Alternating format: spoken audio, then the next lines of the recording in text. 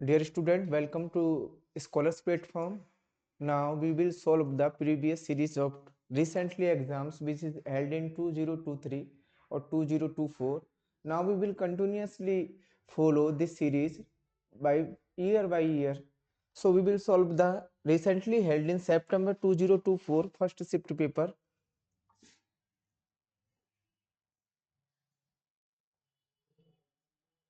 And the question number first is, in which year was Project Tiger launched in India?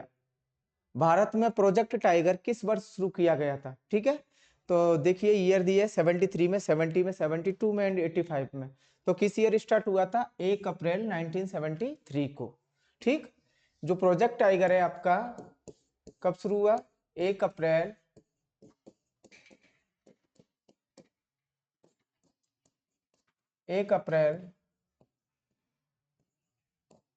1973 को। ठीक है, एक किस वाइल्ड लाइफ एक्ट के थ्रू आता है? प्रोजेक्ट टाइगर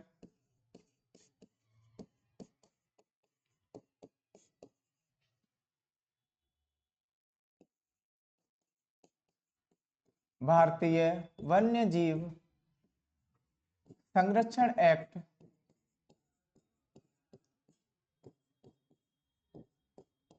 1972 के अंतर्गत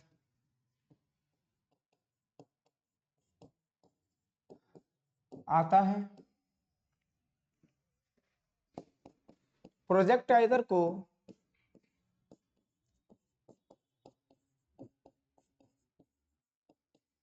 जिम कॉर्बेट नेशनल पार्क में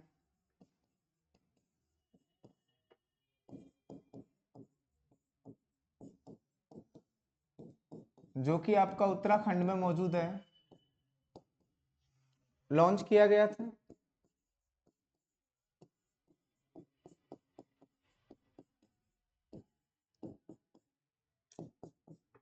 इस प्रोजेक्ट का मुख्य उद्देश्य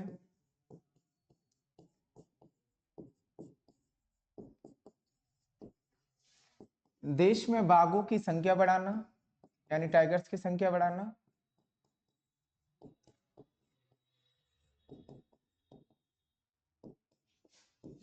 एवं उनके हैबिटेट्स को प्रोटेक्ट करना था।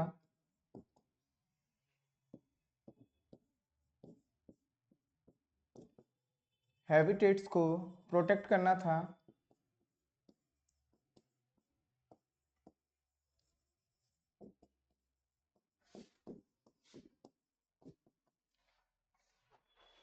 इसको सुपरवाइज करने के लिए इस प्रोजेक्ट को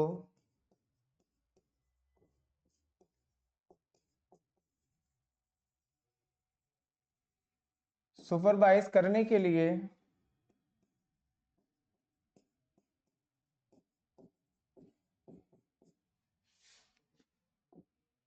NTCA national tiger conservation authority की स्थापना की गई।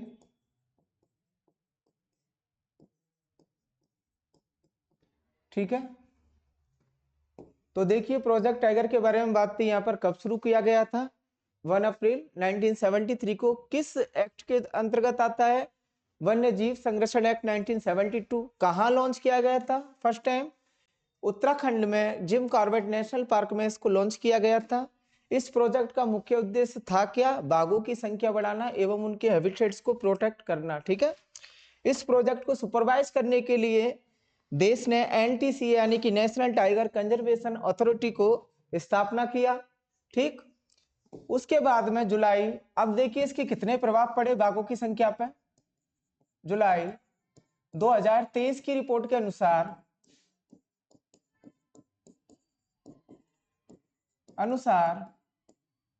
भारत में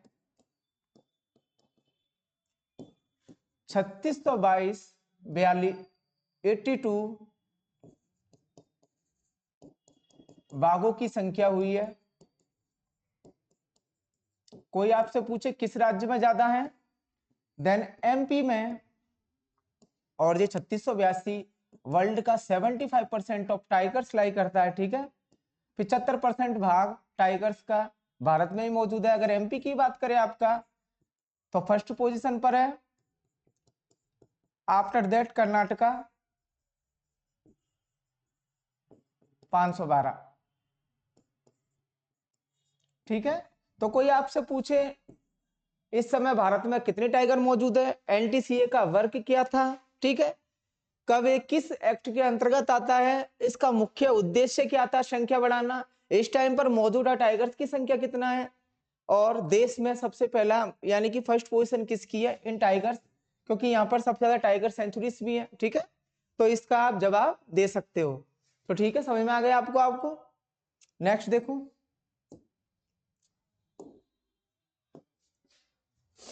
लट्ठमार होली मुख्य रूप से किस राज्य में खेली जाती है। ठीक है, लट्ठमार होली उत्तर प्रदेश में मथुरा जिले का प्रमुख त्योहार है। ये राधा और कृष्ण की जो माइथोलॉजिकल स्टोरी है उसी पर बेस्ड है। इसमें पुराने टाइम पर, इसमें पुराने समय की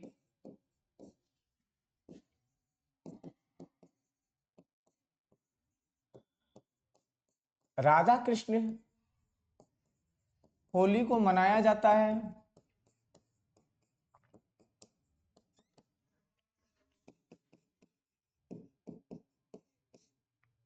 पुरानी किंवदंती के अनुसार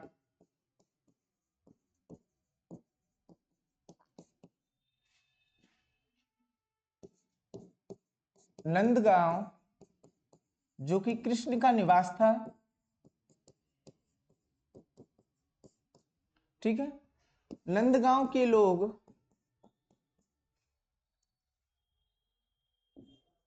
कृष्णा के साथ बरसाना होली खेलने जाते थे। बरसाना यानी कि राधा का निवास,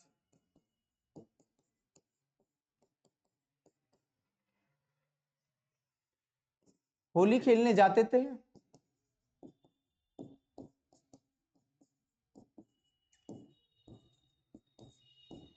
उसी को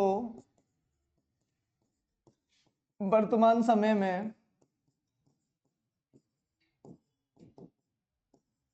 मनाया जाता है। ठीक है, यानी कि जो ओल्ड टाइम था उसमें नंदगांव जहां श्री कृष्ण रहते थे और बरसाना जहां राधा, तो नंदगांव के लोग कृष्ण के साथ में बरसाना होली खेलने जाते थे। ये कुल 7 दिन का लठमार होली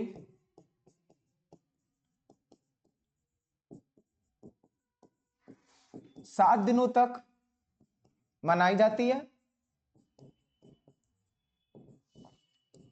ठीक है, एवं रंग पंचमी को ये समाप्त होती है।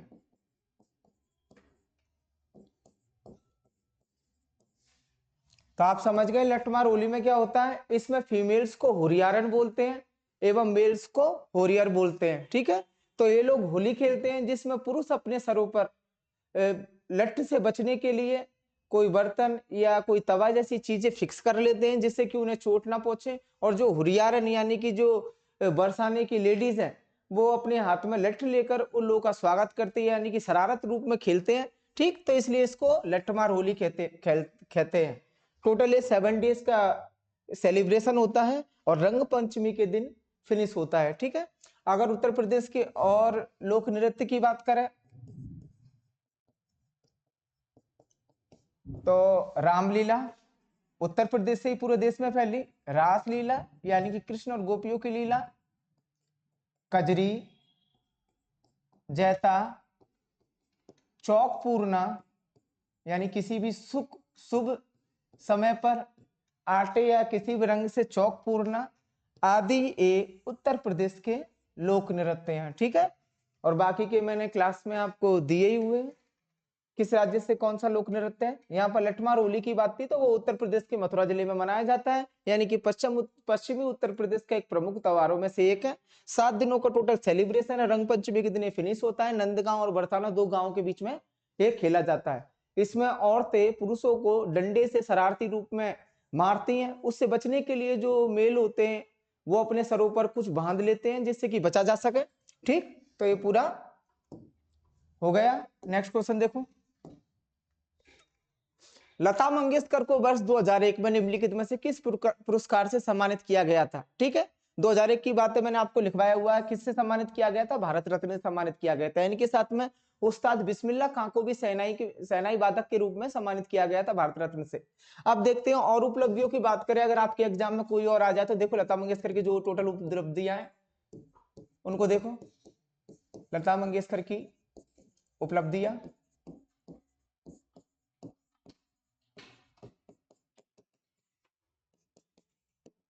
इन 1969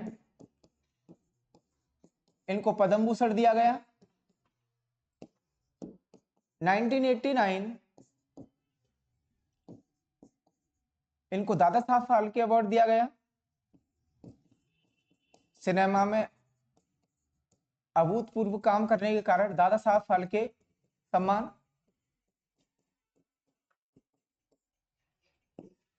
इन 1999 इनको पद्म विभूषण दिया गया।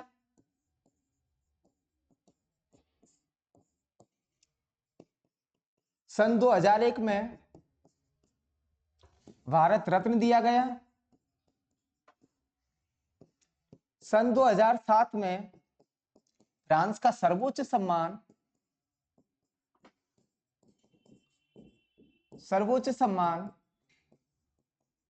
लीजन ऑफ ऑनर दिया गया। ठीक है, फ्रांस का सर्वोच्च सम्मान दिया गया।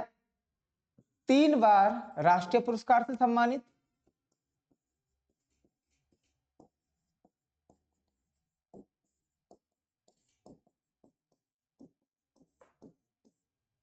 में 1993 में लाइफ टाइम अचीवमेंट अवार्ड से सम्मानित। Life time achievement award.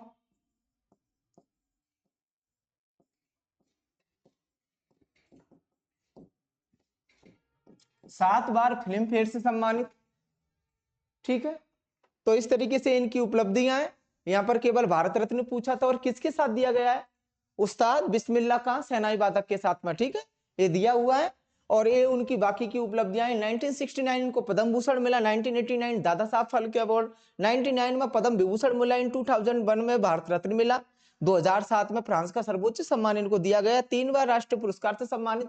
1989 तक टोटल 30,000 गानों से भी ज्यादा गाने गाने वाली गायिका के रूप में ये स्थापित थी। ठीक है, 1993 में लाइफ टाइम अचीवमेंट अवार्ड दिया गया। 99 में इनको महाराष्ट्र भूषण सम्मान से सम्मानित किया गया है। तो ये इनकी बाकी की उपलब्धियां हैं, आप देख लो। दादा साहब फाल्के अवार्ड सिनेमा में अभूतपूर्व प्रदर्शन करने के कारण दिया जाता है, जो कि इनको 1989 में मिल चुका था। ठीक, नेक्स्ट देखो।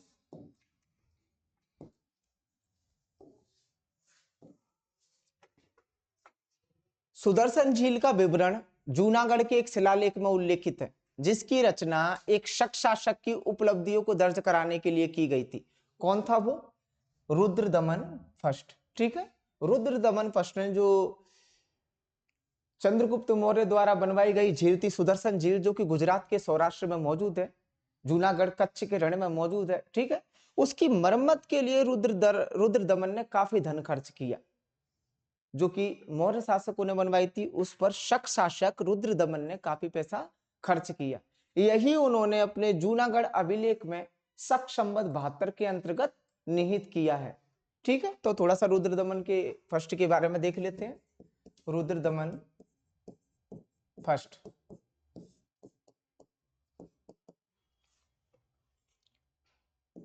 पिता का नाम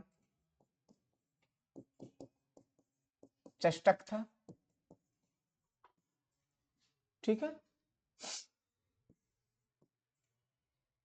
इनके समय विशुद्ध संस्कृत में अभिलेख लिखे जाते थे।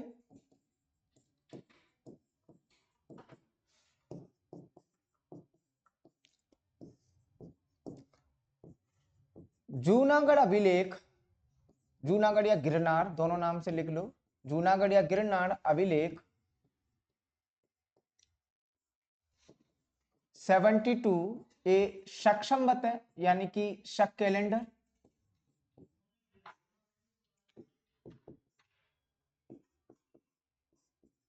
रुद्रदमन फर्स्ट द्वारा महाक्षत्रप की उपाधि को, महाक्षत्रप यानी लोगों का पसंदीदा,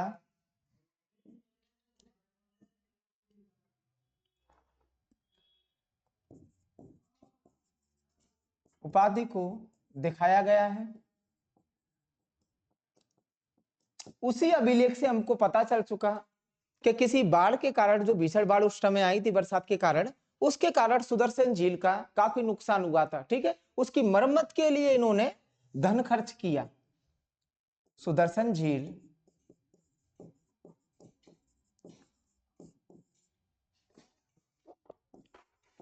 भीषण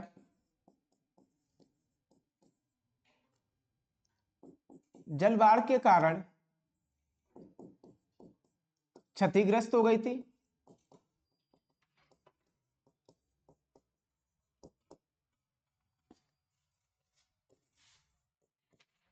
उसकी मरम्मत का जिम्मा रुद्रदमन द्वारा कराई गई। ठीक है,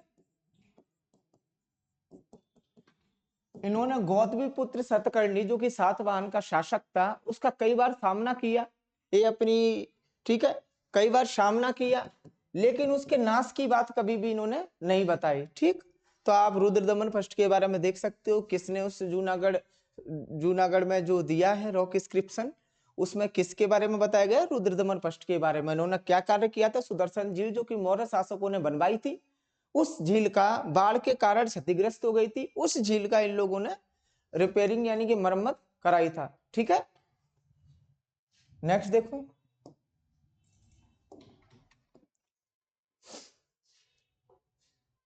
is an industry association and self regulated organisation, यानी कि एसआरओ है, whose primary object is to work towards the robust development of the microfinance sector।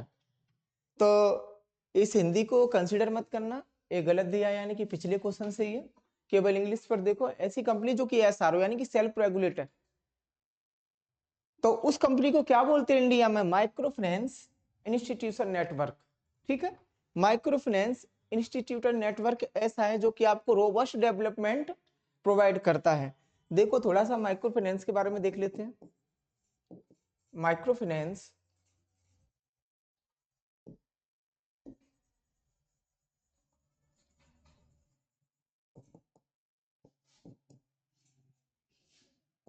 Network बना कब, इसकी बात करें बना कब, मेन ऑब्जेक्टिव क्या है, क्या वर्क करता है आखिर में? ठीक है, इसमें तो दे दिया कि सेल्फ रेगुलेटेड है, यानी कि एसआरओ है। वर्क क्या है?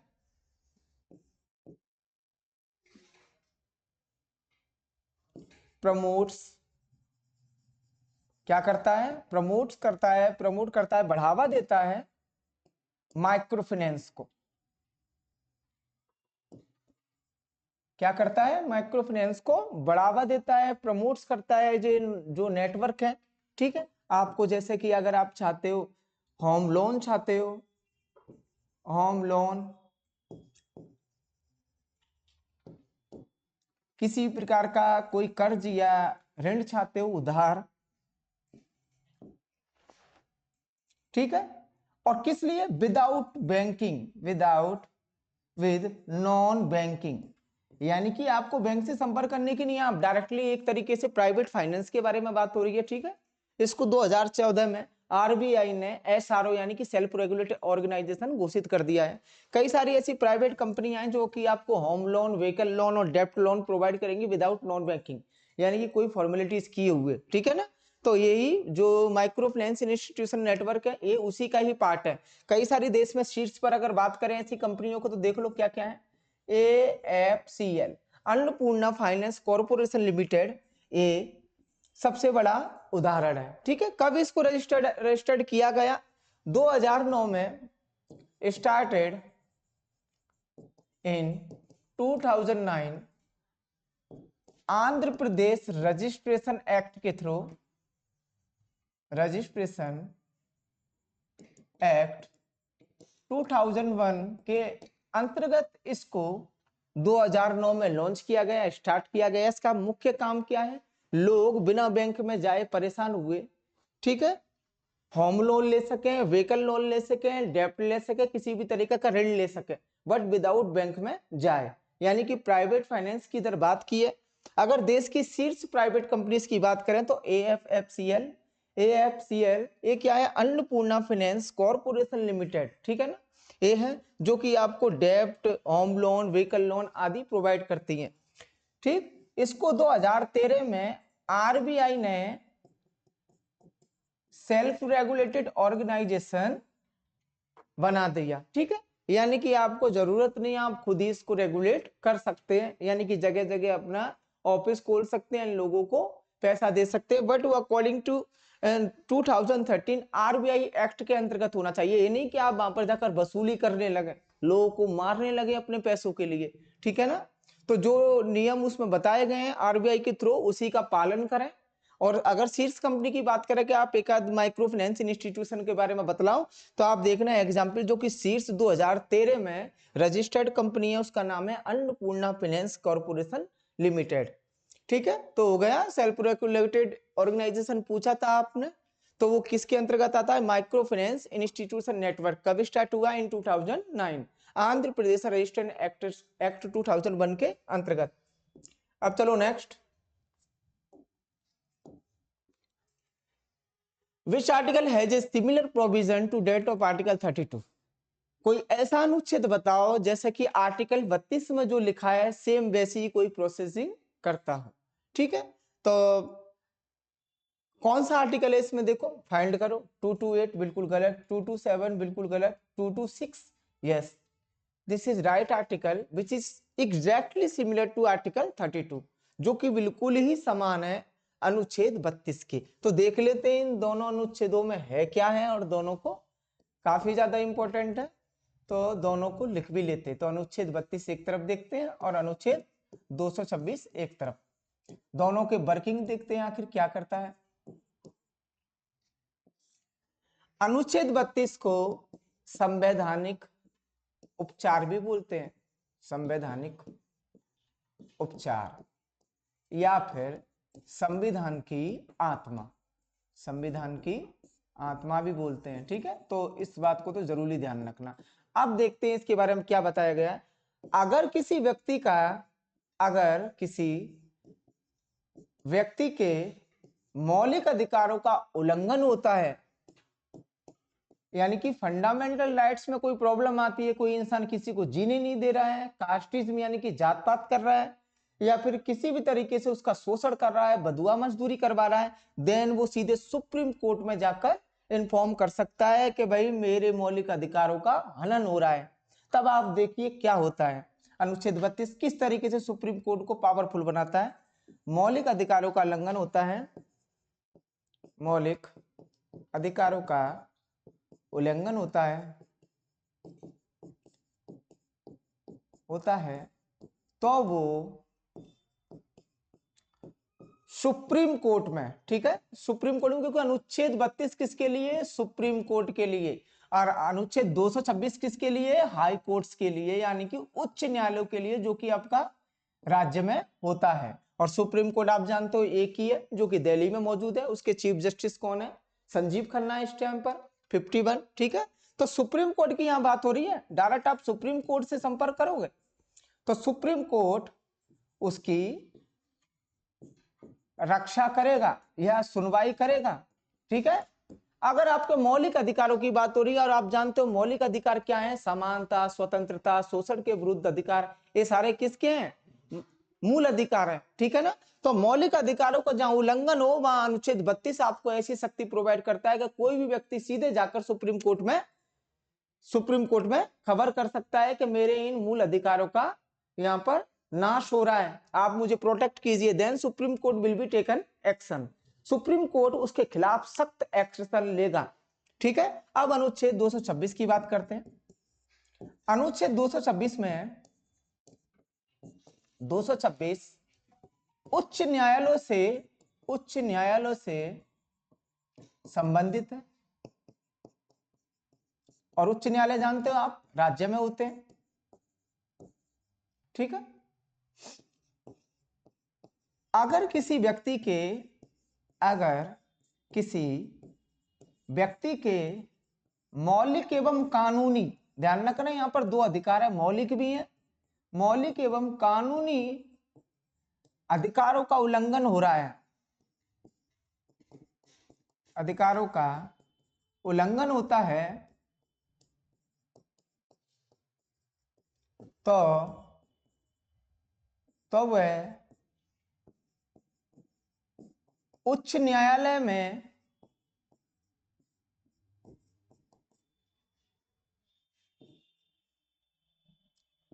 याचिका दायर कर सकता है। ठीक है, जरूरी नहीं आपके मूल अधिकारों का हनन हो रहे हैं। अगर आपको कोई परेशान कर रहा है घर के ऊपर या किसी भी चीज के ऊपर, यानी कि आपके कानूनी अधिकारों को भी असुरक्षा है या उनका उल्लंघन हो रहा है, देन प्लीज इन्फॉर्म या appeal in high court of state. ठीक है, आप अपील कर सकते हैं हाई कोर्ट में, then they will provide to security, वो आपको सुरक्षा प्रदान करेंगे।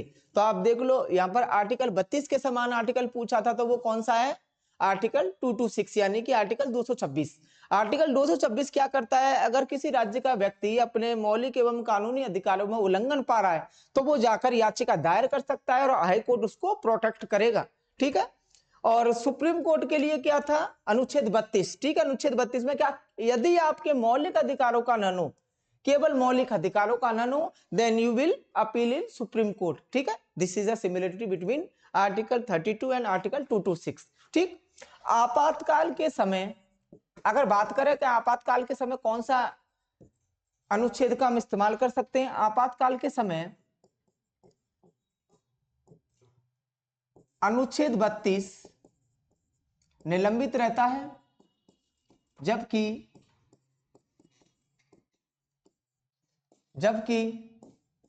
आर्टिकल 226 वर्क करता है यानी कि एक्टिवेट रहता है, जबकि अनुच्छेद 226 कार्यरत रहता है। ठीक है, तो इन दोनों में डिफरेंस भी हो गया है।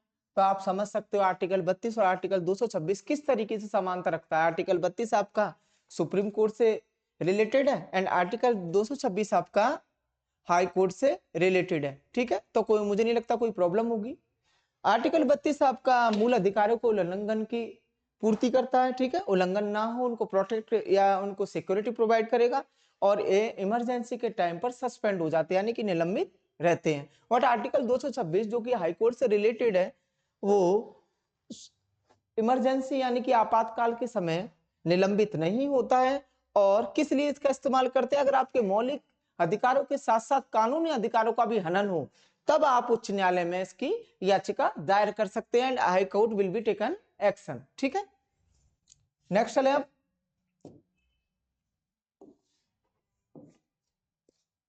निम्नलिखित में से कौन सी भारत में राष्ट्रीय पद के लिए एक शर्त नहीं है। अब देखिए भाई, राष्ट्रपति पद की बात आ रही है, तो आप जानते हो भारत के राष्ट्रपति इस समय कौन है, 15वें राष्ट्रपति बैठे हुए हैं, नाम है द्रौपदी मुर्मू।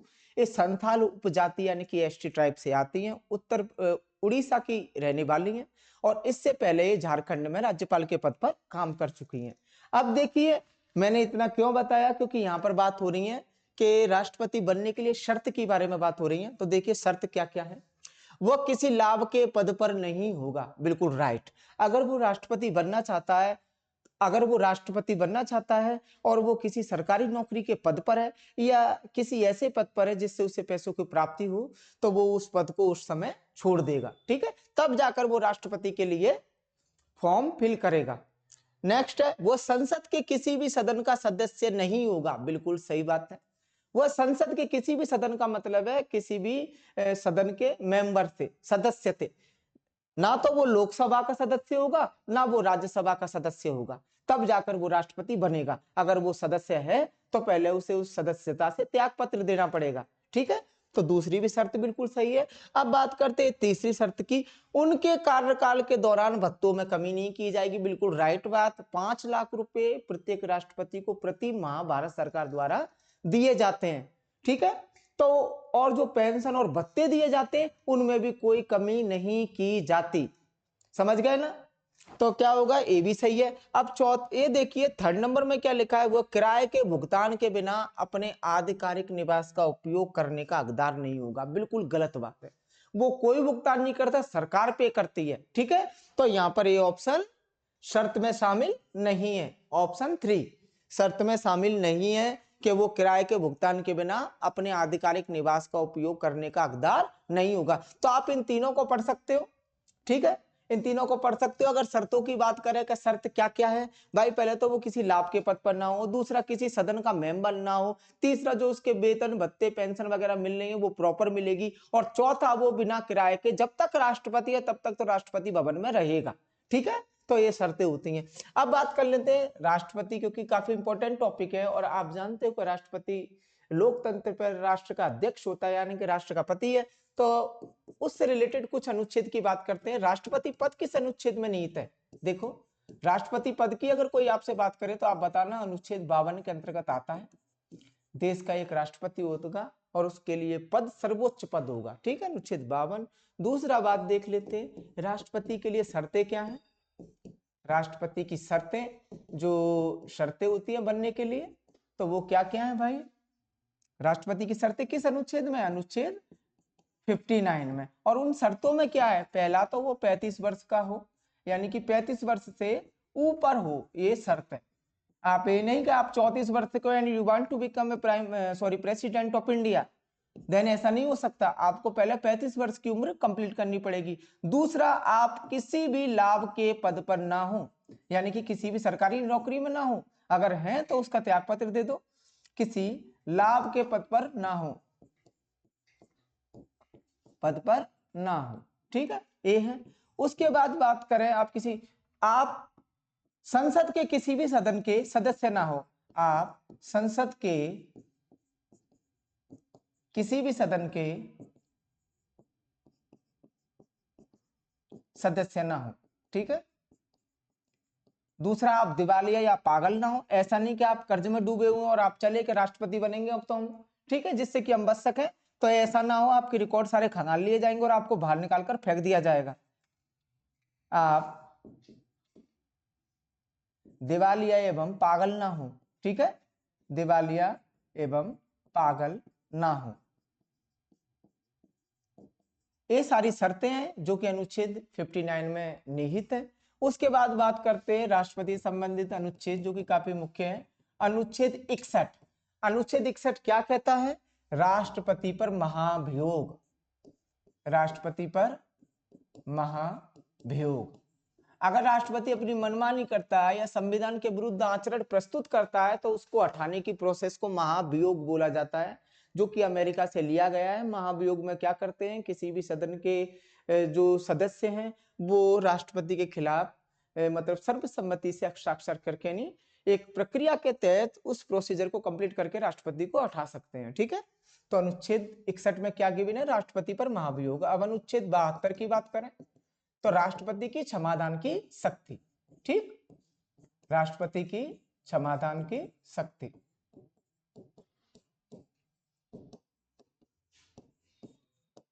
तो देख लो, ये इंपॉर्टेंट अनुच्छेद थे जो कि राष्ट्रपति से संबंधित थे और यहाँ पर पूछा गया था कि कौन सी एक शर्त नहीं है, तो मैंने बता दिया, वो कोई किराया वगैरह नहीं देता। अगर राष्ट्रपति प्रेसिडेंट हॉल में रह रहा है देन ही विल नॉट पे एनी डेप्ट एनी रुपीज फॉर रूम्स, ठीक है ना, वो कुछ भी एक पैनी यानी कि एक चवन्नी भी भुगतान नहीं करेगा, फिर भी वो राष्ट्रपति भवन में रहेगा।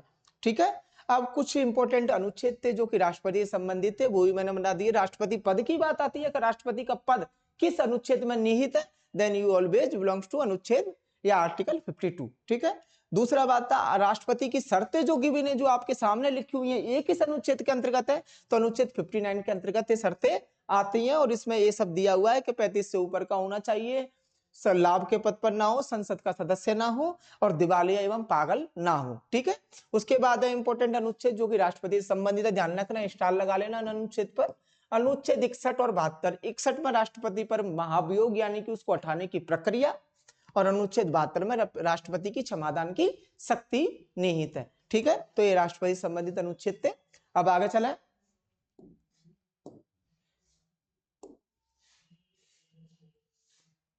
देखिए, which of the following statement best define the monoecious, निम्नलिखित में से कौन सा कथन उभय लिंगाश्री को सर्वोत्तम रूप से परिभाषित करता है? उभय लिंगाश्री, इससे आपको वैसे ही पता चल गया उभयलिंगी का मतलब है यानी कि creature which have both genders, एक ऐसा प्राणी जिसके पास दोनों जेंडर्स है, यानी कि वो मेल भी है एक समय के लिए और फीमेल भी है। इन क्रिएचर की बात करें जैसे कि केचुआ, वो मादा और नर दोनों उसी में होते हैं। उसी तरीके से यहाँ पर प्लांट की बात की जा रही है, यानी कि पेड़ पौधे की बात की जा रही है। वो आपको पहचानना है कि मोनोसियस यानी कि उभयलिंगाश्री का मतलब क्या है। तो इसमें तो डायरेक्टली आपको आंसर दिख रहा है, ठीक है, लेकिन फिर भी मैं आपको बता देता हूँ, इसका ऑप्शन फर्स्ट सही होगा, पुमंग और जायंग दोनों से युक्त फूल। तो देखिए भाई मोनोसियस, मोनोसियस या मोनोइकस भी बोलते हैं इसको, एंड डाइसियस, ठीक, इसको बोलेंगे उभयलिंगाश्री, उभयलिंगा श्रयी, श्रयी, उभयलिंगाश्री, एक लिंगाश्री, एक लिंगाश्रयी, ए है बात, ठीक है। अब दोनों के डिफरेंसेस की बात करेंगे। नर एवं मादा एक ही पौधे में, एक ही पौधे में, ठीक है, यानी कि फूल में नर एवं मादा एक ही में, और इसमें नर फूल अलग, नर फूल एवं मादा फूल अलग, मादा फूल अलग, ठीक है। आप ये नहीं बोल सकते कि ये एक ही है। जो डायसियस होगा उसमें क्या होगा, नर फूल अलग होगा, मादा फूल अलग होगा, but in case of monoecious नर एवं मादा दोनों एक ही पौधे में पाए जाएंगे। चलो एग्जाम्पल की बात कर लेते हैं। तो आपने मक्का खाया है, ठीक है, मक्का आपका ऐसा ही पौधा है जिसमें नर और मादा दोनों होते हैं, तो मक्का। दूसरा आता है नारियल, नारियल भी ऐसा है। तीसरा आता है औक, यानी कि आक का दूध जानते हो ना, वाइट वाइट सा होता है चिपचिपा, तो वो सब ये किसके एग्जाम्पल है, उभयलिंगाश्री के। अब बात करें डायसियस यानी कि एक लिंगाश्री, उसके एग्जाम्पल्स की, तो आपने पालक खाया है, पालक में नर एवं मादा अलग होते हैं। भांग, उसमें भी ऐसा ही होता है। और दूसरा पालक, भांग, खजूर, खजूर में भी ऐसे होता है। तो कोई आपसे एग्जाम्पल पूछे तो इनको जरूर ध्यान रखना कि एक लिंगाश्री यानी कि डायसियस जिसमें नर और मादा अलग अलग होते हैं उसको बताओ, तो उसके एग्जाम्पल्स में आप पालक है, भांग है, खजूर है, इनका नाम दो। और कोई आपसे ऐसे पूछे ऐसे पौधा बताओ जिसमें नर एवं मादा दोनों एक ही हो यानी कि उभयलिंगी हो, तो आप उसमें नारियल का, मक्के का और ओक का एग्जाम्पल दे। ठीक से देख लो, ठीक है, नोट डाउन कर लेना अगर आपको जरूरी हो तो। नेक्स्ट, मोहन बीड़ा वादक पंडित विश्व मोहन भट्ट ने वर्ष 1994 में कौन सा पुरस्कार जीता। 1994 बात हो रही है, ठीक है, तो ग्रैमी पुरस्कार जीता था। इनकी एक एल्बम थी, a meeting, meeting of the river, ठीक है ना, एक एल्बम थी जिसमें बताया गया था, तो उसके ऊपर इनको ग्रैमी प्रोवाइड किया गया था। तो देखिए भाई, पंडित विश्व मोहन भट्ट की बात हो रही है, पंडित विश्व मोहन भट्ट, विश्व मोहन भट्ट, एक तो ये मोहन बीड़ा बजाते हैं, क्या बजाते हैं, मोहन बीड़ा, गिटार जैसा होता है, ठीक है, मोहन बीड़ा को प्ले करते हैं। इनकी उपलब्धियों की बात करें कि इनको क्या क्या, क्योंकि यहाँ पे उपलब्धि बोली है तो मैं और उपलब्धियों को भी लिख दे रहा हूं जिससे कि आप समझ सकें। 1994 में ग्रेमी पुरस्कार किस लिए मिला था, for album a meeting by river, ठीक है, इस एल्बम के ऊपर मिला था। सन 2002 में पद्मश्री यानी कि भारत सरकार से, और 2003 में पद्म भूषण, ठीक है। जयपुर राजस्थान के रहने वाले हैं, मोहन बीड़ा को प्ले करते हैं, 1994 में ग्रेमी पुरस्कार से सम्मानित है। और एक और लिख लो इनका, 1998 में संगीत नाटक अकादमी अवार्ड भी इनको मिला था, संगीत नाटक अकादमी पुरस्कार। तो आप देख लो यहाँ पे कितने पुरस्कार हो गए, यहाँ तो ग्रेमी पूछा था केवल, ठीक है, तो इनको भी आप नोट डाउन कर लेना। विश्व मोहन भट्ट के बारे में थोड़ा सा नॉलेज है कि मोहन बीड़ा को प्ले करते हैं, राजस्थान जयपुर के रहने वाले हैं। इन 1994 इनको ग्रैमी पुरस्कार दिया गया था। इनका एल्बम निकला था री कूपर के साथ में, नाम था a meeting by the river. And in 2002 इनको पद्मश्री दिया था इंडियन गवर्नमेंट ने। इन 2003 इनको 2017 में, 2003 नहीं 2017 में पद्म भूषण प्रोवाइड किया था। एंड इन 1998 इनको भारत सरकार ने संगीत नाटक अकादमी पुरस्कार दिया था। ठीक है, तो इनके बारे में पूरा की पूरा इंफॉर्मेशन है। ठीक, नेक्स्ट चलें। जुलाई 2023 तक की स्थिति के अनुसार केंद्रीय विज्ञान एवं प्रौद्योगिकी राज्य मंत्री कौन है स्वतंत्र प्रभार वाले? तो आपका आंसर होगा जितेंद्र सिंह। ठीक है ना, मैं कॉपी में लिखाया भी हुआ हूं कि कौन कौन कैबिनेट में किस किस पोस्ट पर बैठा हुआ है, यानी कि होम मिनिस्टर कौन है, फॉरेन मिनिस्टर कौन है, ये सारी चीजें। तो इसमें पूछा था औद्योगिकी, साइंस एंड टेक्नोलॉजी मिनिस्टर, तो वो कौन है? जितेंद्र सिंह। धर्मेंद्र प्रधान की बात करें तो आप ध्यान है, धर्मेंद्र प्रधान क्या है इस समय? शिक्षा मंत्री, यानी कि एजुकेशन मिनिस्टर है कैबिनेट में, शिक्षा मंत्री। और अश्वनी वर्मा की बात की जाए तो ये कौन है इस टाइम पर? रेल मंत्री। ठीक है, रेल मंत्री एवं सूचना मंत्री हैं। प्रेजेंट कैबिनेट जो 2024 चल रही है, 18 नंबर तक यानी कि 18 नंबर की जो लोकसभा सत्र चल रहा है उसमें ये दोनों मिनिस्टर्स हैं। ठीक है, जितेंद्र सिंह के पास में साइंस एंड टेक्नोलॉजी मिनिस्ट्री है, स्वतंत्र प्रभार यानी कि इंडिपेंडेंट चार्ज है इनके पास में। रमेश पोखरियाल ओल्ड टाइम में शिक्षा मंत्री थे जब इनका सत्र शुरू हुआ था, लेकिन इस टाइम पर पोस्ट पर नहीं है, ये former chief minister of Uttarakhand भी रह चुके। ठीक, तो इसके बारे में क्लियर आपको पता चल गया। अब नेक्स्ट चलते हैं।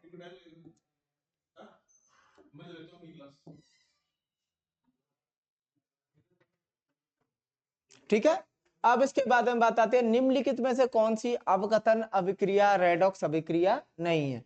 ठीक है, तो इसकी बात हो रही है, यानी कि रेडॉक्स रिएक्शन जाते हो आप ऑक्सीकरण संख्या के बारे में बतलाता है। ठीक है, कहीं रिडक्शन होता है, कहीं इंक्रीमेंट होता है। तो इनके बारे में देखते हैं कौन कौन सी रिएक्शन है जिसमें से रेडॉक्स रिएक्शन नहीं है। ठीक, तो आप देखना, decomposition of calcium carbonate is not a redox reaction. Calcium carbonate का जो डिकम्पोजिशन है वो आपका रेडॉक्स रिएक्शन नहीं है। तो देख लेते हैं किस तरीके से। CaCO3 की बात करें, CaO प्लस CO2। ठीक है, अब इनके दोनों का ऑक्सीकरण नंबर देख लेते हैं। सबसे आसान विधि है, कैसे पहचाने क्या ऑक्सीकरण नंबर? तो देखो भाई, यहां बात हो रही है कार्बन की, सॉरी कैल्शियम की, कार्बन की, ऑक्सीजन की। ठीक है, ये रिएक्टेंट है, रिएक्टेंट, और ये है आपका प्रोडक्ट। ठीक है, यानी कि ये क्या होता है? प्रोडक्ट, और ये क्या है? रिएक्टेंट। ठीक है, तो इनमें ऑक्सीकरण नंबर चेक कर लेते हैं। अगर बदलेगा, ऑक्सीकरण संख्या परिवर्तित होती है तो रेडॉक्स रिएक्शन है, अगर नहीं बदलती है तो रेडॉक्स रिएक्शन नहीं है। देखो कैल्शियम की कितनी है, रिएक्टेंट की बात करें तो +2 है। ठीक है, और इसमें कितनी है? प्रोडक्ट में भी उसकी +2 है। क्या कार्बन की बात करो तो +4 है। इन रिएक्टेंट रिएक्ट प्रोडक्ट में बात करो तो भी +4 है। ऑक्सीजन की बात करो, ऑक्सीजन की -2 है इन रिएक्टेंट, और इसकी बात करोगे तो भी -2 है। ठीक है, there is no change in oxidation number of any element, so calcium carbonate the composition reaction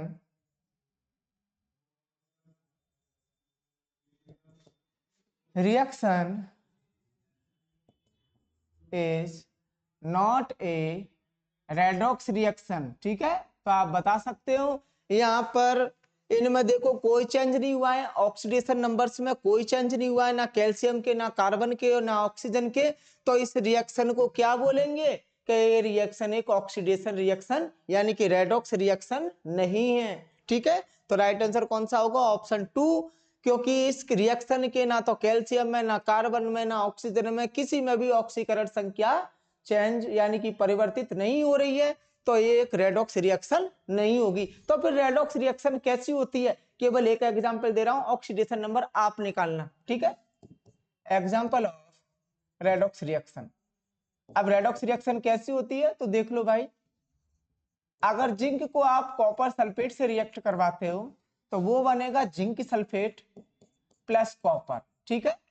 ये आपकी रेडॉक्स रिएक्शन यानी कि रेडॉक्स अभिक्रिया का एक एग्जाम्पल है। And you can check, you will check, घर पे आप खुद चेक करना जरूर कि इसमें ऑक्सीडेशन नंबर जिंक का कितना है, कॉपर का कितना है, सल्फेट का कितना है, ऑक्सीजन का कितना है, ठीक है। तो आपको पता चल जाएगा, इसी तरीके से चेक करना निकाल कर, देन आप समझ जाओगे क्यों रेडॉक्स रिएक्शन नहीं है, ठीक है। तो वो मैंने एग्जाम्पल भी दे दिया है। और कार्बन जो कैल्शियम कार्बोनेट है, यानी कैल्शियम कार्बोनेट मैंने लिखाया भी हुआ है, क्या है आपका लाइम स्टोन, लाइम स्टोन इसको बोलते हैं, यानी कि चूना पत्थर, संगमरमर, खड़िया, आप कुछ भी बोल सकते हैं, उसकी रिएक्शन थी, तो वो रेडॉक्स रिएक्शन नहीं है। तो उसके लिए ऑक्सीडेशन नंबर चेक करो एंड फाइंड करो, ठीक है। नेक्स्ट चले,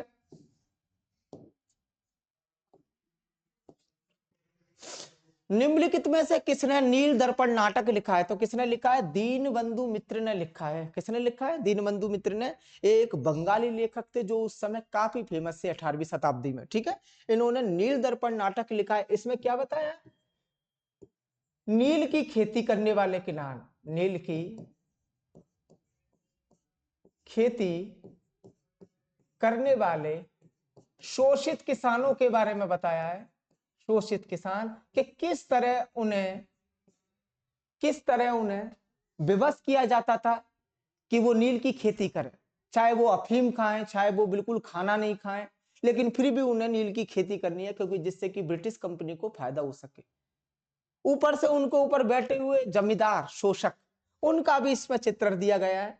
एवं जमींदारी व्यवस्था कटाक्ष किया गया है कि वो किस तरीके से उनका शोषण करते थे, उन्हें विवश करते थे, उनका मालिकाना हक नहीं होता था किसी जमीन पर, ठीक है। ये नील दर्पण में, जो कि बंगाली भाषा में लिखी गई है, दीनबंधु मित्र द्वारा, उसमें बतलाया गया है, ठीक है ना। तो आप बता देना किस टाइम बतलाया गया था, 1858 में 59 के बीच ये बुक पब्लिश हुई थी, ठीक है। जो नील दर्पण बुक है वो 1858 और 59 में ये पब्लिश हुई थी, ठीक। तो आप बतला देना इसको। अच्छा, कुछ और बुक देख लेते हैं भाई, आपके काम आ जाए, शायद काफी फेमस है। इसी तरीके के बुक्स के बारे में बात करें तो, क्योंकि इसमें बताया है नील की खेती करने वाले शोषित किसान जो भारतीय थे एवं जमींदारी व्यवस्था पर कटाक्ष किया गया है। तो देखो भाई, अनहैप्पी इंडिया, अनहैप्पी इंडिया, ये किसने लिखी, लाला लाजपत राय, एक किताब है, पुस्तक, लेखक, ठीक है। दूसरी बुक की बात करें, हिंद स्वराज, हिंद स्वराज, एम के गांधी, महात्मा गांधी, ठीक है। तीसरी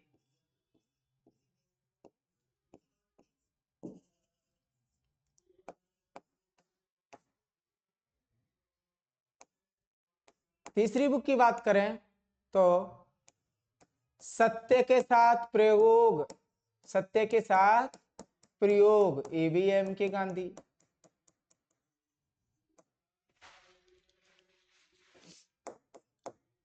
चौथी बात करें, गीता वास्ते,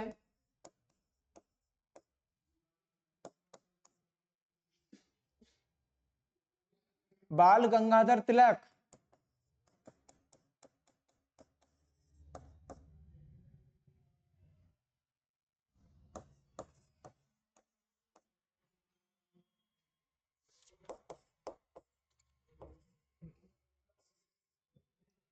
पांचवी बात करें, चंद्रकांता, देवकी नंदन Khatri,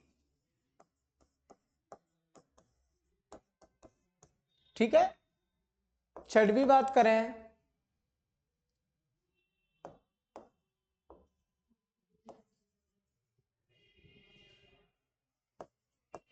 a book for monotheism,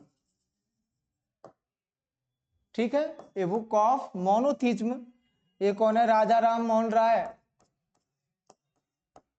तो इस तरीके से कुछ बुक हैं जो कि 18वीं शताब्दी की फेमस बुक थी या 19वीं शताब्दी की फेमस बुक थी, तो इसके बारे में आप देख सकते हो। यहाँ पर नील दर्पणती तो किसने लिखा? दीनबंधु मित्र ने। किस समय लिखा है? 1858 और 59 में।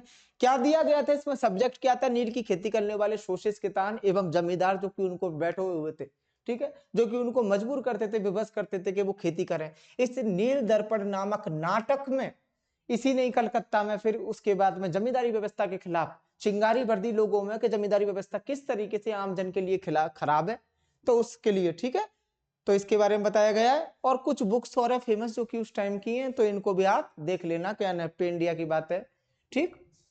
नेक्स्ट, निम्नलिखित में से किसके द्वारा 1929 में बिहार प्रांतीय किसान सभा का गठन किया गया था? तो किसके द्वारा किया गया था? स्वामी सहजानंद सरस्वती, ठीक है, स्वामी सहजानंद सरस्वती द्वारा 1929 में बिहार के हरिहर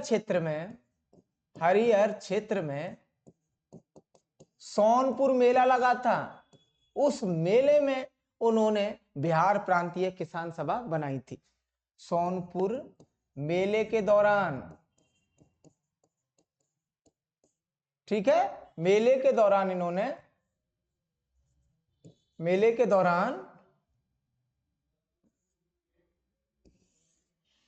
इन्होंने बिहार प्रांतीय किसान सभा बनाई, स्वामी सहजानंद सरस्वती ने। और यही सभा 1936 में अखिल भारतीय किसान सभा बन गई, किसान सभा में परिवर्तित हो गई, ठीक है, परिवर्तित हो गई। तो ध्यान रखना, किसने बनाई 1929 में बिहार प्रांतीय किसान सभा? स्वामी सहजानंद सरस्वती ने, ठीक है। किस क्षेत्र में बनाई? हरिहर क्षेत्र में, जहां सोनपुर मेले के दौरान इन्होंने इस सभा का गठन किया। 1936 में यही सभा, जो बिहार प्रांतीय किसान सभा है, वो अखिल भारतीय किसान सभा में परिवर्तित हो गई। तो कोई आपसे पूछे अखिल भारतीय किसान सभा कब बनी, तो 1936 में, ठीक है, इसका भी आप जवाब दे देना। नेक्स्ट,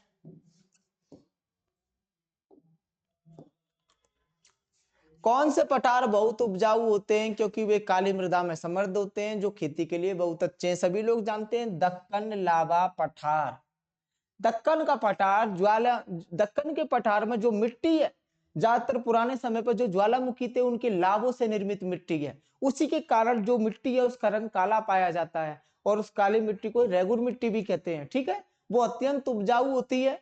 उस मिट्टी में कपास की खेती प्रमुखता से की जाती है, कपास है, गन्ना है, गेहूं है। तो आप क्या बोलोगे? दक्कन का लावा पठार काली मृदा से संबंधित है। काली मृदा का अन्य नाम क्या है? अन्य नाम कोई आपसे पूछे तो अन्य नाम क्या है? रेगुर मिट्टी, रेगुर मिट्टी, ठीक है, तो ये भी बता देना रेगुर मिट्टी है। और एक किसकी मुख्य फसल के लिए इस्तेमाल होती है? मुख्य फसल इसकी क्या है? तो ध्यान रखना, कपास। इसलिए महाराष्ट्र कपास। प्रमुख क्षेत्र कौन सा है इसका? दक्कन का पठार। दक्कन का पठार, दक्कन के पठार में क्या क्या आता है आपका? महाराष्ट्र, ठीक है, और साउथर्न इससे आते, लेकिन मेन महाराष्ट्र। इसलिए कपास के उत्पादन में कौन है देश में नंबर 1? महाराष्ट्र, ठीक है, तो ये आपका हो जाएगा। रेगुर मिट्टी बोलते हैं काली मिट्टी को। किससे बनी होती है भाई? ये मिट्टी किससे बनी होती है? ज्वालामुखी, ज्वालामुखी है, लावा से निर्मित होती है, ठीक है, लावा से निर्मित होती है। काफी अच्छी मात्रा में इसमें पोटास होता है, जिससे कि आपकी मुख्य फसल कपास बहुत अच्छी होती है, ठीक है। मेन हिस्सा कहां पर है? महाराष्ट्र में, इसलिए महाराष्ट्र कपास के उत्पादन में फर्स्ट नंबर पर है, ठीक। तो दक्कन का पठार। अगर आपसे जलोल मिट्टी का पूछा जाए तो दोआब, यानी कि नदियों द्वारा लाई गई मिट्टी होती है जलोल मिट्टी, जिसका 2 पार्ट होते हैं, खादर एवं बांगर, ठीक है, तो आप उसके बारे में बता सकते हैं। मेन हिस्सा उसका उत्तर प्रदेश और बिहार में पाया जाता है। बाकी की गोदावरी, कावेरी और इसके जो मुहाने होते हैं वो भी जलोल मिट्टी वाले ही होते हैं, ठीक है, यानी कि एल्यूवियल सॉइल, नदियों द्वारा लाई गई मिट्टी। यहाँ बात थी काली मिट्टी की, जिसके बारे में मैंने बताई दी आपको। अब आगे चलते हैं।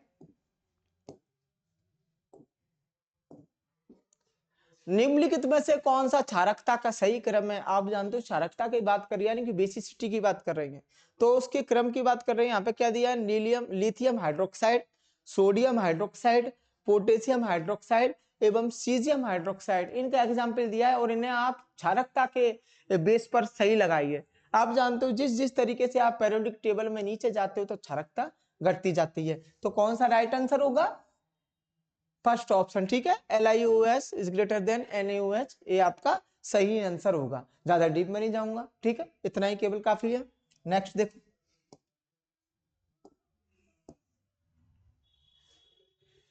संगठन के ग्रेड और उसको उदाहरण के संबंध में आपको ये पहचानना है कि इसमें से कौन सी जोड़ी गलत है। ठीक है, ये उनके शरीर के हिस्से दिए, संगठन का मतलब है उनकी बॉडी किस तरीके के स्ट्रक्चर से निहित है।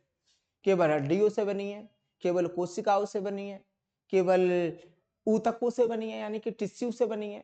ठीक है, तो इंग्लिश में इसमें गिवन है कि किस किस चीज से आपका जो बॉडी है वो बनी हुई है, और उनके जो जीव पाए जाते हैं उस संगठन के थ्रू, उसके बारे में भी इसमें बताया गया है। तो देखिए पहला दिया है इसमें, तो वो पहचानना था आपको कि कौन सी जोड़ी गलत है। तो जोड़ी गलत के लिए पहले आप देख लो कौन सी जोड़ी गलत है, तो मैं बतला देता हूँ आपको, चौथी जोड़ी गलत है। क्यों भाई? आपका cell tissue grade organisation jellyfish में, आप जेलीफिश जानते हो बिल्कुल ट्रांसपेरेंट होती है, बिल्कुल ट्रांसपेरेंट, ठीक है, जो कि आपकी पानी में तैरती रहती है। ये क्या है? आपकी जेलीफिश, उसमें कोई हड्डियां नहीं होती, कोई ऐसा नहीं होता। तो आप सेल टिश्यू यानी कि केवल कोशिका से निर्मित है, ये बिल्कुल सही है। ठीक है, पहला केवल कोशिकाओं से निर्मित होती है जेलीफिश, बिल्कुल सही है भाई, सही। तो और हमें गलत पहचानना है, तो ऊपर वाला सही हो गया। दूसरी बात है साइकोन, वो भी सेल्यूलर ग्रेड ऑर्गेनाइजेशन थे, बिल्कुल सही है। तीसरा है प्रोटोप्लाज्मिक ग्रेड ऑर्गेनाइजेशन थे, पैरामीशियम, पैरामीशियम तो बहुत सूक्ष्म जीव होता है, माइक्रोस्कोपिक है, दिखता तक नहीं है, पैरामीशियम, हाइड्रा, ये सब। ठीक है, तो वो प्रोटोप्लाज्मिक बिल्कुल सही है। तो तीनों ऑप्शन तो आपको भी पता होना चाहिए कि भाई इनके शरीर का संगठन किससे निर्मित है, ये तो बिल्कुल सही है। चौथा गलत था, tissue organ grade organisation, Euplectella. ठीक है, यूप्लेक्टेला है क्या आखिर में? यूप्लेक्टेला, लेक्टेला एक गिलास स्पंज है। स्पंज आप जानते हो ना, स्पंज होता है ऐसा जिससे कि आप शीट वगैरह साफ करते हो, ठीक है, वो ही स्पंज है, गिलास स्पंज। ठीक है, एक स्पंज होता है और उसका शरीर किसका बना होता है, यानी कि उसका शरीर का संगठन क्या है? तो ध्यान रखना, उसके शरीर का संगठन है आपका सेल्यूलर, सेल्यूलर ग्रेड ऑर्गेनाइजेशन। ठीक है, तो ये किस में रखोगे आप इसको? Cellular grade organisation, cellular grade organisation. तो यूप्टेला किसका हिस्सा है? जो बी वाला है ना, उसी का हिस्सा है। इसका शरीर बिल्कुल ट्रांसपेरेंट होता है, कोई हड्डी कोई कुछ नहीं होती, विशेष प्रकार की कोशिकाओं का एक समूह है, और वो कोशिका कभी भी टिश्यू फॉर्म नहीं करती, जबकि इसमें टिश्यू ऑर्गन ग्रेड लिखा था। ठीक है, तो समझ गए? तो भाई यूप्टेला कैसा है? एक स्पंज होता है और उसकी बॉडी किसका, किस संगठन का पार्ट है? सेल्यूलर ग्रेड ऑर्गेनाइजेशन का, जिसका कि आपका साइकोन है। ठीक है, तो गलत पहचाना था, तो गलत हमने फाइंड कर लिया। देख लो यहां से। ठीक, अब नेक्स्ट चलते हैं। भारतीय क्रिकेट कंट्रोल बोर्ड BCCI का मुख्यालय कहाँ स्थित है? तो मुख्यालय कहाँ स्थित है भाई? मुंबई में स्थित है। कब बना था? चलो इसको भी देख लेते हैं। BCCI, भारतीय क्रिकेट कंट्रोल बोर्ड, ठीक है, तो कब बना था? 1928 में दिल्ली के रोशन आरा क्लब के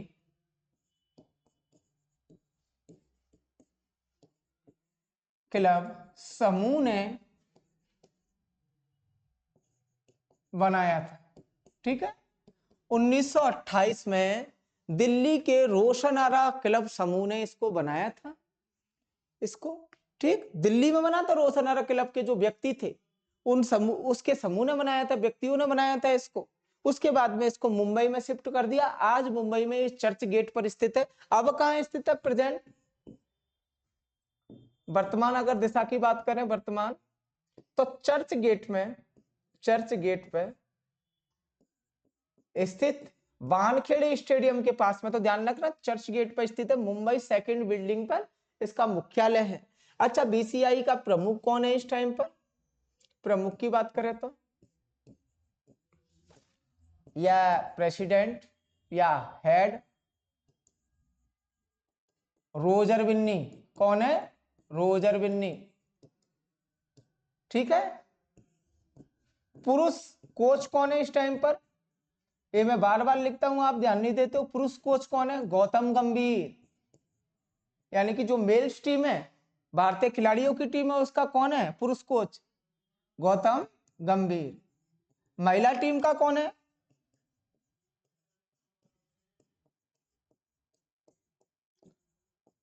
अमोल मजूमदार। ठीक है, ये महिला टीम का है। आईसीसी के बारे में बात करें, इसका मुख्यालय कहाँ है? जैसे इसका मुख्यालय कहां पर है? मुंबई में। बीसीसीआई का इस तरीके से इसका मुख्यालय कहाँ है?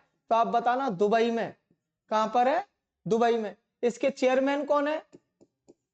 चेयरमैन है जय शाह, अमित शाह के बेटे जय शाह। ठीक है, तो ये मौजूद है। ये बीसीसीआई के बारे में था।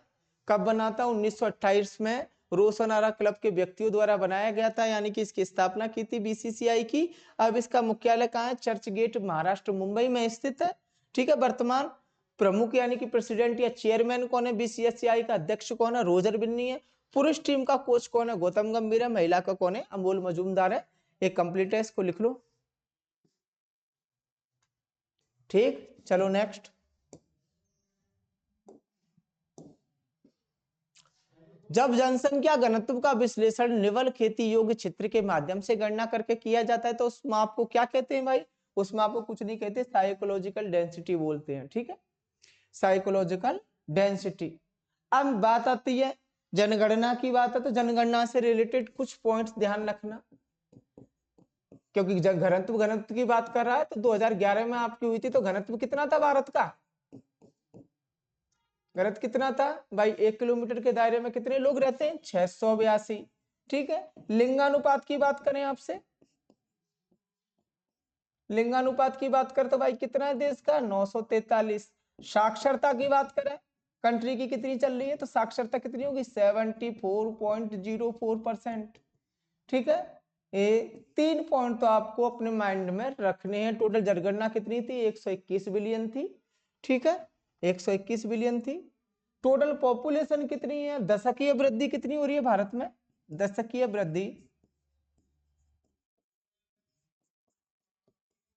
17.5%। ठीक है, दशकीय वृद्धि। विश्व का कितना हिस्सा है हम लोग?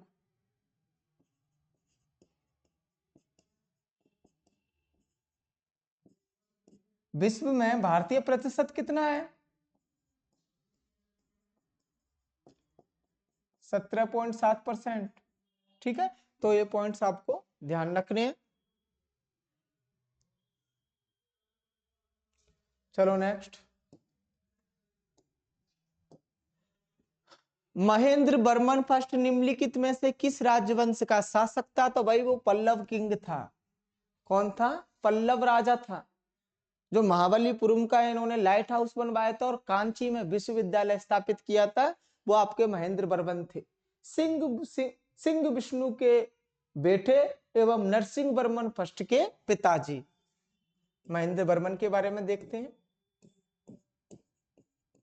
पल्लव राजा, शासन किस टाइम पर किया इन्होंने? 590 से 630 ईस्वी तक इन्होंने शासन किया। पिता कौन थे इनके? सिंह विष्णु। ठीक है, सिंह विष्णु इनके पिता थे। कार्य क्या है इनके? कार्यों की कोई बात करे, महाबलीपुरम का light house, Mahabalipuram light house.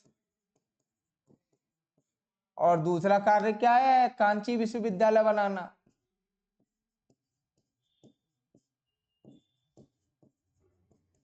ठीक है, कांची विश्वविद्यालय बनाना। इनके बेटे का नाम क्या था?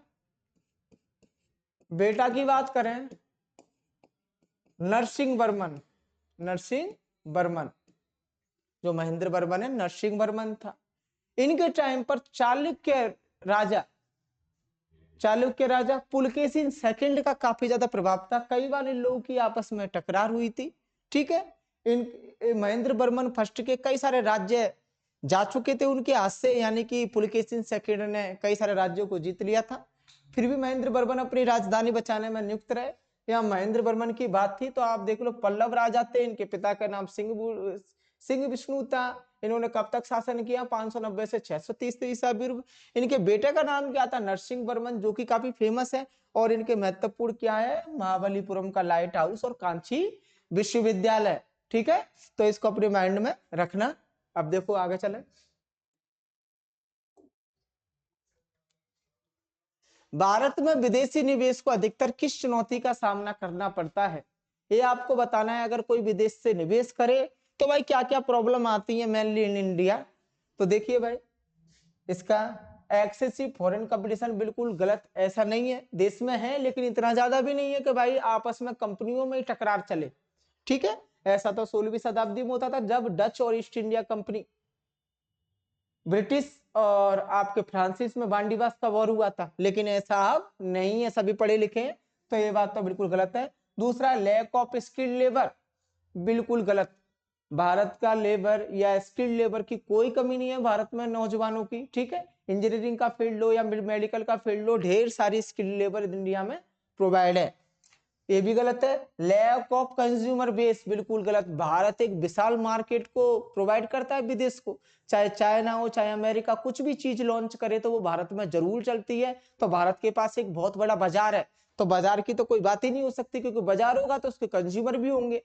ठीक है, खरीदने वाले भी लोग होंगे। भारत में इतनी पॉपुलेशन है, आप जानते हो, तुरंत चाइना के सारे मोबाइल परचेस हो जाते हैं, कोई प्रॉब्लम नहीं आती। चाहे आप किसी की भी Xiaomi प्रोडक्ट की बात करो या फिर उसके किसी भी सेट, यानी कि आगे के जो हाईफाई ग्रेड अपडेटेड सेट्स हैं, वो सब भी बिक जाते हैं। तो ऐसी कोई प्रॉब्लम यहाँ नहीं है। हाँ, चौथा देखो, इनकंसिस्टेंट रेगुलेटरी एनवायरनमेंट, बिल्कुल राइट।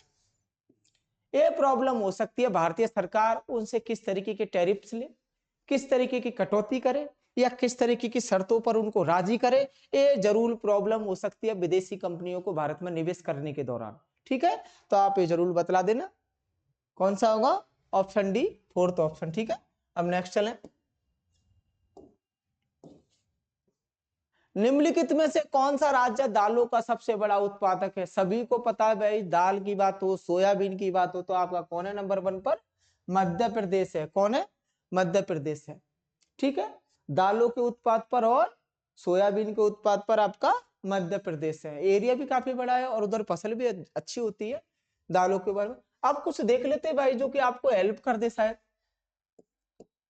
गेहूं की बात करें, गेहूं की बात करें, यूपी, पंजाब, हरियाणा, महाराष्ट्र, नंबर 1 पर कौन है? उत्तर प्रदेश। चावल की बात करें, पश्चिम बंगाल, ये एग्जैक्ट है, इसको नोट कर लेना। ठीक है, ये है राज्य, ये है फसल, कौन नंबर 1 पर है, कौन नंबर 2 पर है, ये सारी चीज दी हुई है। पश्चिम बंगाल, और सेकंड पोजीशन पर है आपकी यूपी। तीसरे पर है आपका गन्ना, उत्तर प्रदेश।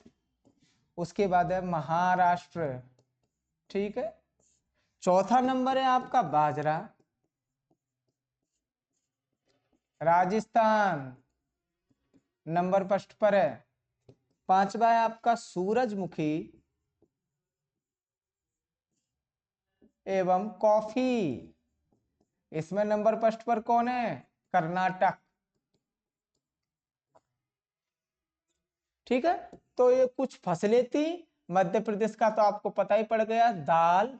फिर भी मध्य प्रदेश का लिख लो 6, एमपी,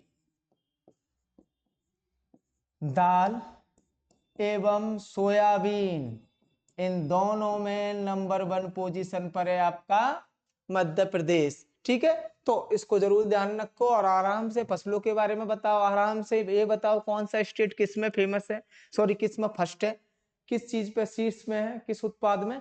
तो ये मुख्य उत्पाद है और ये आपके राज्य हैं, 1 by 1 एग्जैक्टली करेक्ट। ठीक, चलो आगे चलें।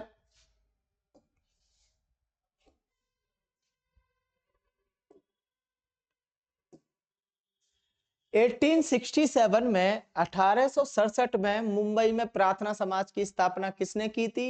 सभी को पता है, बहुत फेमस है, आत्माराम पांडुरंग ने। किसने की थी प्रार्थना समाज की स्थापना? आत्माराम पांडुरंग ने। अब ठीक है, थोड़ा सा और, क्योंकि इस विषय की बात ही हो रही है, तो बच्चों ये सोशल रिफॉर्म है, धार्मिक एवं सामाजिक सुधार है। इसमें से आपसे कई सारे क्वेश्चन पूछ सकता है, तो मैं कुछ को लिख दे रहा हूं, इनको भी मेंशन कर लेना अपने साथ में।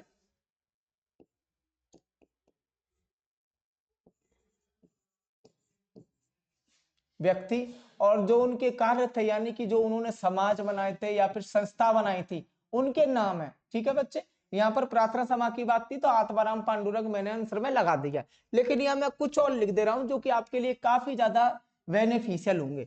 ठीक, तो राजा राम मोहन राय, राजा राम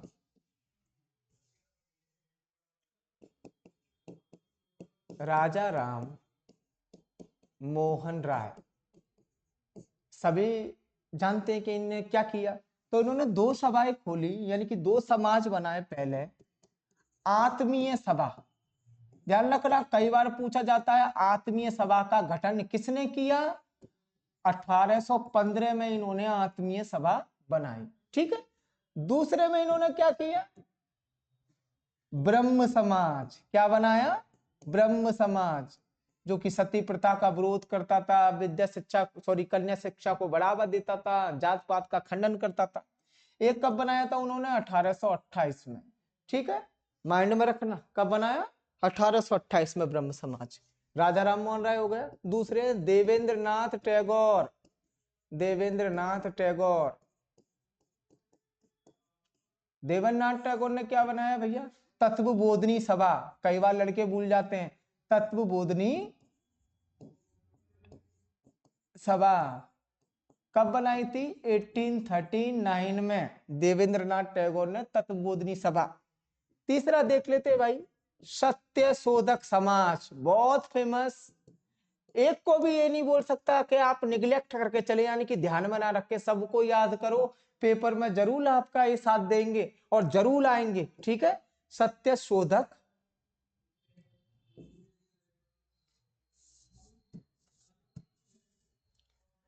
सत्य शोधक समाज, सत्य शोधक समाज कब बनाया था? 1873 में। ठीक है, किसने बनाया था सत्य शोधक समाज 1873 में? ज्योतिबा फूले, ज्योतिबा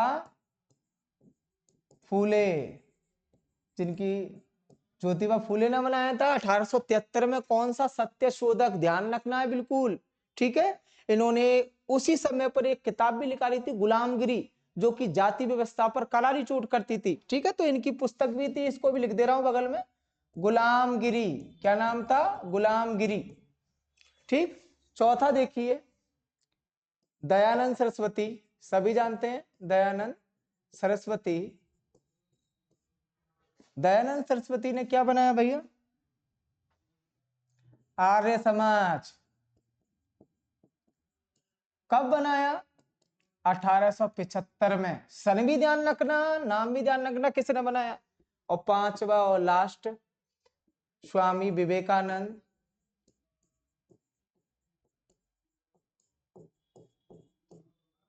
स्वामी विवेकानंद ने क्या बनाया? रामकृष्ण मिशन, रामकृष्ण मिशन कब बनाया?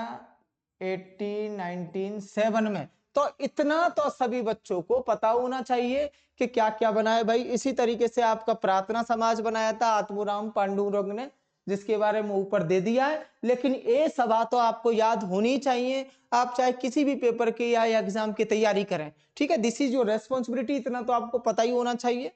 आत्मीय सभा किसने बनाई? तत्वबोधनी सभा किसने बनाई? सत्य शोधक समाज किसने बनाया, आर्य समाज किसने बनाया, प्रार्थना समाज किसने बनाया, तो ये तो आपको पता होना चाहिए, फिर भी इसको नोट डाउन कर लो, ठीक है। चलिए next,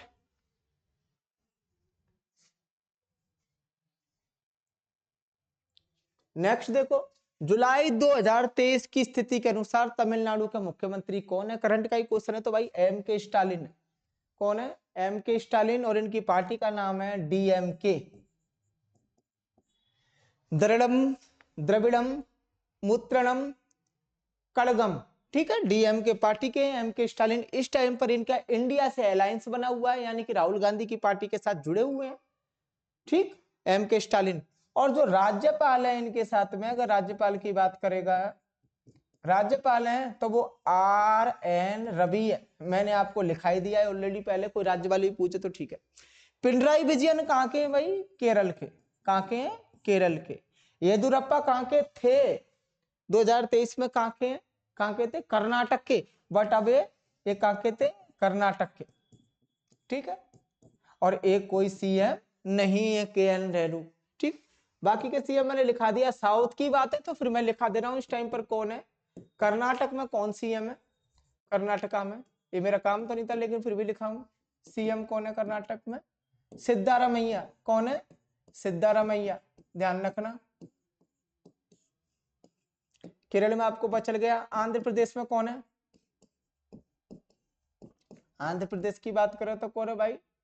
Chandrababu Naidu. Southern states के बारे में बताऊंगा, चंद्रबाबू नायडू। तेलंगाना में कौन है? रेवंत रेड्डी, रेवंत रेड्डी, ठीक है। महाराष्ट्र में कौन है? महाराष्ट्र में कौन है? देवेंद्र फडणवीस,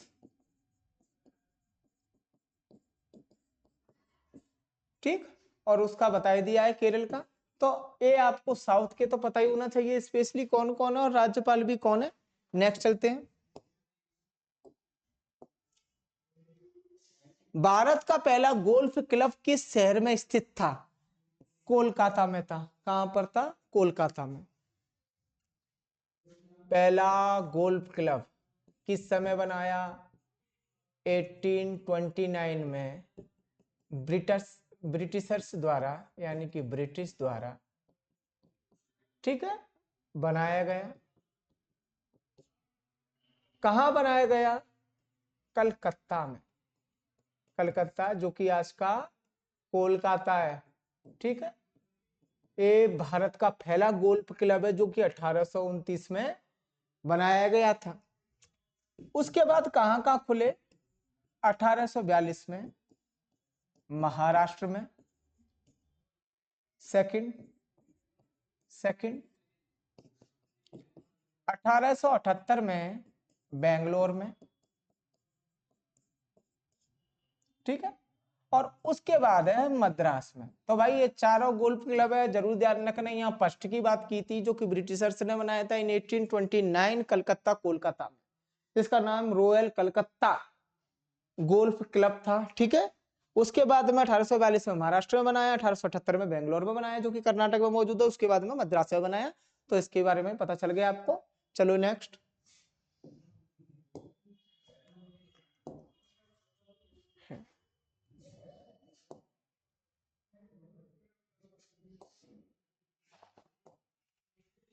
लास्ट क्वेश्चन है, और सभी जानते हैं कि भाई रिपोर्ट में कौन नंबर फर्स्ट पर चल रहा है।